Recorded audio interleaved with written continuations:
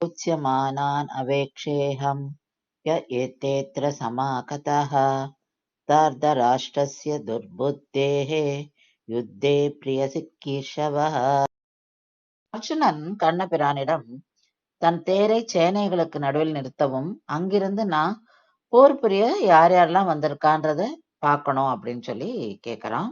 அதுக்கு கண்ணபிரான் கேக்குறார், இவர்களெல்லாம் ஏன் நீ பார்க்கணும்னு ஆசைப்படுற அர்ஜுனா அப்படின்னு.